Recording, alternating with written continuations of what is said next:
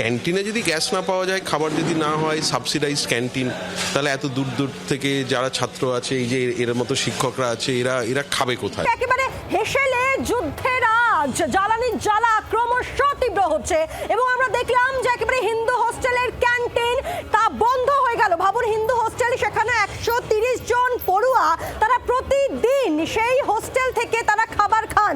এবার তারা কি করবেন? আতান্তরে পড়েছেন পড়ুয়ারা।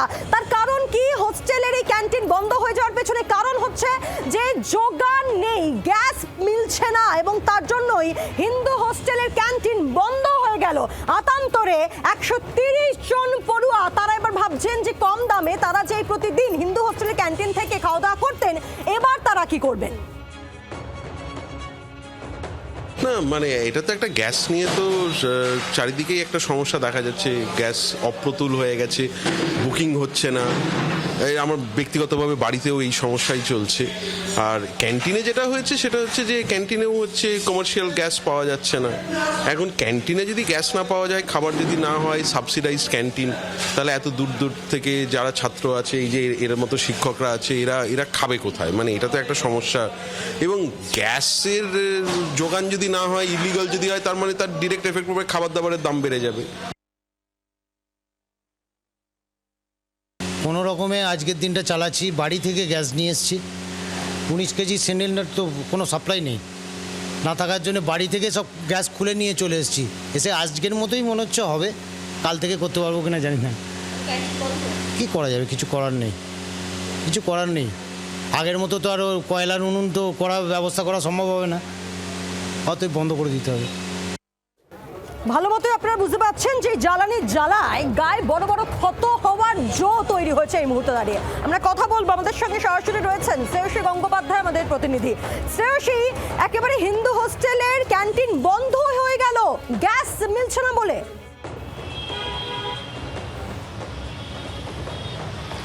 দেখো, তুমি যাদের বক্তব্য শোনালেন তারা হচ্ছেন প্রেসিডেন্সি ইউনিভার্সিটি যে ক্যান্টিন, সেই ক্যান্টিনের সঙ্গে যুক্ত। একজন প্রেসিডেন্সি বিশ্ববিদ্যালয়ের সে অধ্যাপক, আর একজন হচ্ছেন প্রেসিডেন্সি ক্যান্টিন যিনি চালান, সেই দুজন ব্যক্তি। তাদের বক্তব্য যে এক্ষেত্রে অধ্যাপক তিনি বলছেন ছাত্রছাত্রীদের কী কী সমস্যা হচ্ছে, আর ক্যান্টিন যিনি চালান তিনি বলছেন যে এক্ষেত্রে তা আজকের দিনটা তিনি চালিয়েছেন, আগামীকাল থেকে তাকে বন্ধ করে দিতে হবে। কিন্তু সব থেকে খারাপ অবস্থা দেখো, ক্যান্টিনে কোনো ইউনিভার্সিটি বা কলেজের ক্যান্টিনে যারা খান তারা মূলত দূর দূরান্ত থেকে আসছেন, এসে ভাত ডাল খাচ্ছেন, খেয়ে পড়াশোনা করছেন, আবার দিনের শেষে বাড়ি চলে যাচ্ছেন। কিন্তু সব থেকে খারাপ অবস্থা তাদের যারা হোস্টেলে থাকেন, হিন্দু হোস্টেল, শতাব্দী প্রাচীন হিন্দু হোস্টেল, সেই হিন্দু হোস্টেলে যারা থাকেন তারা দূর দূরান্ত থেকে এসেছেন, প্রেসিডেন্সিতে পড়াশোনা করছেন এবং হিন্দু হোস্টেলে থাকছেন। রাতে তাদের বাড়ি ফিরে যাওয়ার জোগাড় সমস্যা, তারা বাড়ি ফেরেন না, তারা হিন্দু হোস্টেলেই থাকেন আর হিন্দু হোস্টেল থেকেই তারা খাওয়া দাওয়া করেন। এখন সেই হিন্দু হোস্টেলের কিচেনটাই বন্ধ হয়ে গেল, তার কারণ গ্যাসের জোগাড় নেই। গতকাল রাত্রির থেকে হিন্দু হোস্টেলের যে কিচেন, সেই কিচেন বন্ধ হয়ে গেছে, সেখানকার ওভেন জ্বালানো যাচ্ছে না, কোনো গ্যাসের জোগাড় নেই। গ্যাস আনতে ছাত্ররা গিয়েছিল, তাদেরকে বলা হয়েছে অতিরিক্ত দাম চাওয়া হচ্ছে।